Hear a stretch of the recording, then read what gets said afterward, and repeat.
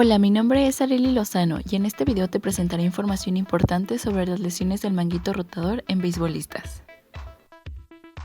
El manguito rotador está compuesto por los tendones de 4 músculos: supraespinoso, infraespinoso, redondo menor y subescapular, que se originan en la escápula y cuyos tendones se insertan en troquín y el troquitar del húmero. Todos ellos son músculos rotadores externos menos el subescapular, que es un rotador interno. El manguito de los rotadores provee una estabilidad dinámica que mantiene la cinemática articular esferoidea en la posición adecuada. Por eso, los músculos del manguito rotador se han descrito como rotadores y depresores de la cabeza humeral para estabilizar, empujando la cabeza contra la concavidad de la glenoides y dirige controlando activamente el fulcro de movimiento. El término hombro de lanzador hace referencia a un conjunto de limitaciones funcionales que impiden la adecuada función del hombro en deportistas que realizan gestos de lanzamiento como los jugadores de béisbol. Cinemática del trauma. Durante el juego, el hombro del deportista se somete a fuerzas y tensiones extremas, en especial porque el béisbol implica actividades deportivas repetitivas de lanzamiento. Para realizar un lanzamiento de béisbol se requiere un arco de movimiento de 185 grados de rotación externa. El atleta lanzador somete el manguito rotador a esfuerzos para tratar de mantener la cabeza humeral centrada en la cavidad glenoidea y prevenir así su desplazamiento patológico debido a las fuerzas extremas que actúan en el hombro.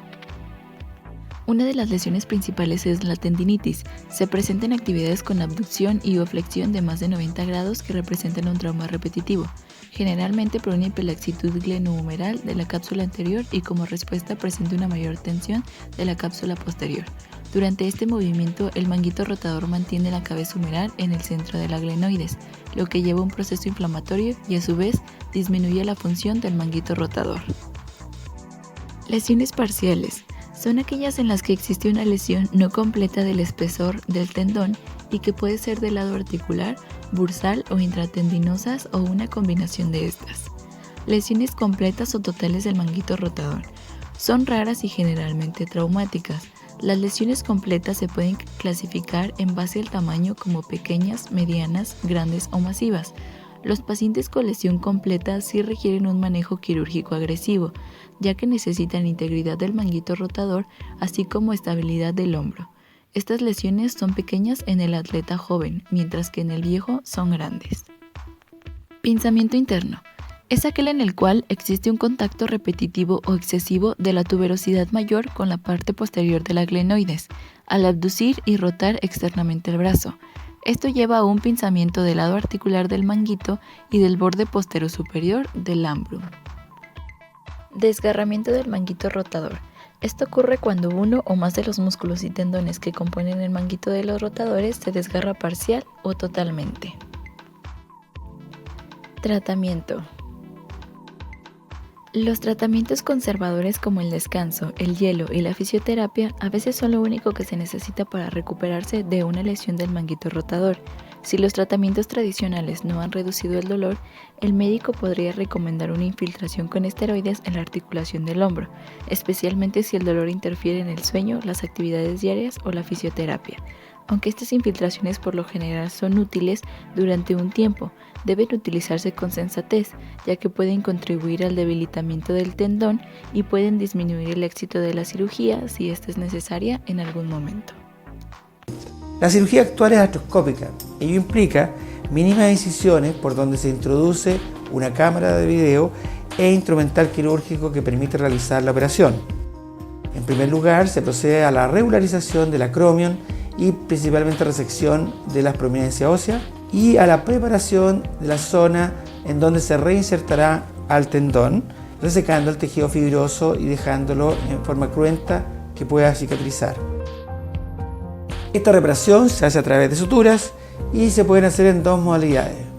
Una simple o una fila que se coloca una o más anclas en el hueso del húmero y se anuda sobre sí mismo.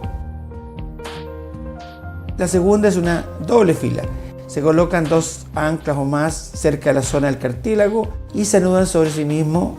Posteriormente, las hebras resultantes de estos nudos se van a fijar con otros dos tipos de ancla más distal que permite aumentar la zona de fijación del tendón y con ello una mejor reparación.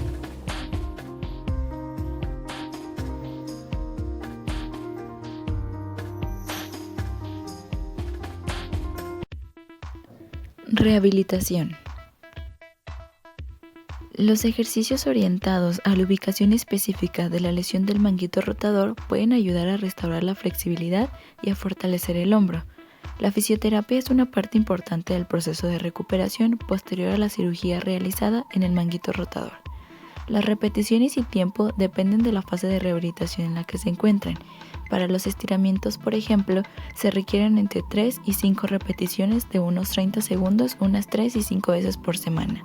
Los de fuerza requieren una prescripción más ajustada. El paciente está recuperado cuando se establece el rango completo de movimiento sin dolor, tanto en descanso como en actividad. Pronóstico. El pronóstico de recuperación es uno de los más complicados para un lanzador, especialmente los que son sometidos a una cirugía, pues algunos doctores estiman que lograr una recuperación satisfactoria requiere de un periodo de 18 meses. Prevención.